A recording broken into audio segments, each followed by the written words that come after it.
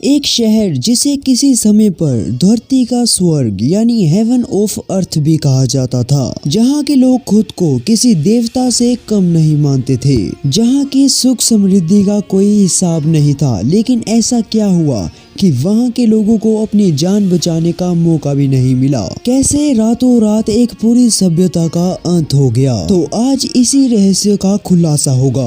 आज से करीब 2000 साल पहले ग्रीस के एक महान फिलोसोफर प्लेटो ने 2 किताबें लिखी थी, पहली टेमस और दूसरी क्रिटियस। प्लेटो ने इन दोनों किताबों में एक अंडर वाटर सिविलाइजेशन के बारे में बताया था। उनके अनुसार सिटी का नाम था अटलांटिस। प्लेटो का कहना था कि अटलांटिस उनके समय से 9000 साल पुरानी सभ्यता थी। वहाँ बड़ा व्यापार हुआ करता था और ऐसा भी कहा गया कि वहाँ का आर्किटेक्चर सपनों की दुनिया के जैसा था। इतनी सुंदरता की वजह से उसे हेवन ऑफ अर्थ भी कहा जाता था। इस बात से हमें ये भी पता चलता है कि अटलांटिस के लोग टेक्नोलॉजी में बहुत आगे हुआ करते थे। वहाँ के लोग हर तरह के बौद्धिक सुख का आनंद बेशुमार लिया करते थे और साथ ही अटलांटिस 5 भागों में बटा हुआ था, जिसकी वजह से वहाँ के व्यापार और बाकी गतिविधियों में कोई अड़चन नहीं आती थी। और साथ ही प्लेटो ने तो ये भी बताया था कि उन लोगों में कई सुपर पावर्स भी हुआ करती थी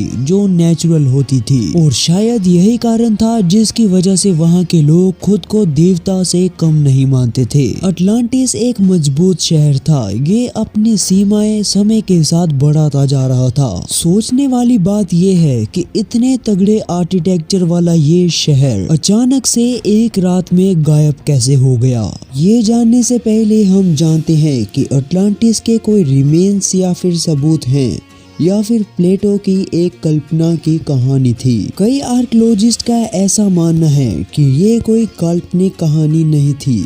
ऐसी सिटी इस धरती पर पहले मौजूद हुआ करती थी। लेकिन अगर प्रेजेंट की बात करें तो जापान से लगभग 2000 किलोमीटर दूर एक रिमोट आइलैंड है जिसका नाम योनागुनी है। ये बहुत गहरे समुद्र से घिरा हुआ है और साथ ही इसमें बहुत सारी हैमर हेड शार्क्स भी हैं और साथ ही समय समय में योनागुनी पर साइक्लोन्स भी आते रहते हैं। लेकिन इनकी परवाह किए बिना किहाचिरो आराटाकी नाम के डीप डाइवर ने अपनी जान दांव पर लगा दी।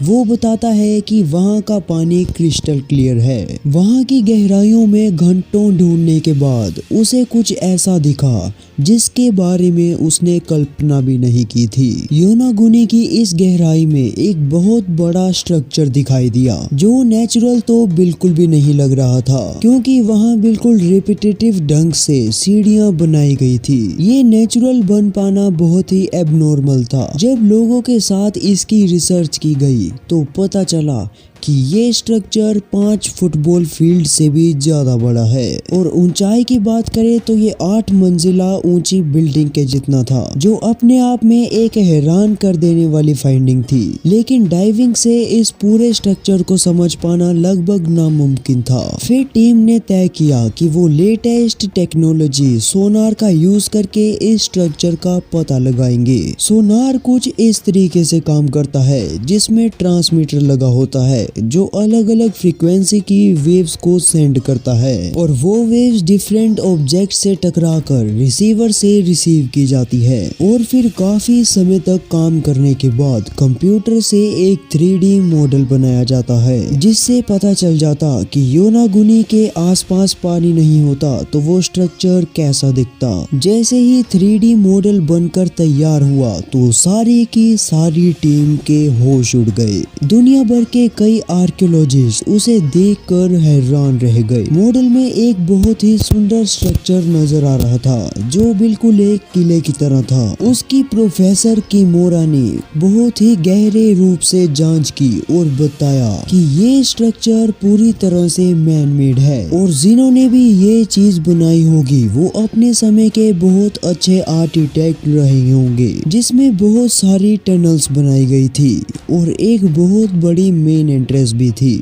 किमोरा ने बताया कि यही इसकी मेन एंट्रेंस है और यहीं से लोग आया जाया करते थे। स्ट्रक्चर के ऊपरी हिस्से पर एक ट्रायंगल शेप का फूल भी था जिसका वो सन बाथ के लिए इस्तेमाल किया करते थे। इस बात से आप इसका अंदाजा लगा सकते हो कि अटलांटिस के लोग कितना मॉडर्न लाइफस्टाइल जीते थे। थोड़ा और डीप एनालाइज करने के बाद पता चला कि ये आकृति स्टोन के पार्ट से नहीं बनाई गई थी बल्कि एक बड़ी चट्टान को काट कर बनाई गई थी, जिससे पता चलता है कि वो टेक्नोलॉजी में कितने आगे थे। जब इस साइट की कार्बन डेटिंग कराई गई तब पता चला कि ये स्ट्रक्चर 8000 से 10,000 साल पुराना है। तो आइए जानते हैं कि आखिर हुआ क्या था कि अटलांटिस रातों रात पानी में कैसे मिल गया और यहाँ के लोगों को अपनी जान बचाने का मौका भी नहीं मिला। अगर प्लेटो की लिखी बातों के अनुसार देखें तो अटलांटिस के लोग अपने आप को सबसे ऊपर मानने लग पड़े थे। अपनी सिटी को एक्सपोनेंशियली ग्रो करने के लिए हद से ज्यादा वॉर्स कर रहे थे। दूसरे देशों पर सामने से हमला किया जा रहा था ताकि अपने देश की बाउंड्री को ज्यादा बढ़ाया जा सके। खुद को भगवान समान समझना और बिना किसी कायदे के जंग कर देना, इसकी वजह से उनके ऊपर आए दिन नई आपदा आती रहती थी। कभी अर्थक्वेक तो कभी साइक्लोन्स। हर बार नेचुरल डिजास्टर वहाँ की डिस्ट्रक्शन करता रहता था, लेकिन अपनी वेल्थ और आधुनिक टेक्नोलॉजी के कारण नेचुरल डिजास्टर से हुई भरपाई कर लेता था। कहा जाता है अटलांटिस कुछ ही दिनों में साइक्लोन से हुई डिस्ट्रक्शन की भरपाई कर लेता था। वहाँ के मॉडर्न आर्किटेक्चर की वजह से लोगों की जान भी कम जाया करती थी। अटलांटिस के लोगों ने अपने सिद्धांत में बदलाव नहीं लाया, जिसकी वजह से वोल्केनिक एरप्शन और अर्थक्वेक के साथ साथ होने पर इतने सुंदर साम्राज्य का अंत हो गया। ये सब इतनी जल्दी हुआ कि वहाँ के लोगों को अपनी जान बचाने का मौका भी नहीं मिला। उम्मीद करता हूँ आपको वीडियो पसंद आई होगी। अगर वीडियो पसंद आई तो लाइक कर देना और हम 50K के थोड़े करीब हैं तो प्लीज सब्सक्राइब कर देना। मैं मिलता आपको किसी और नई वीडियो में, तब तक के लिए take care and bye bye.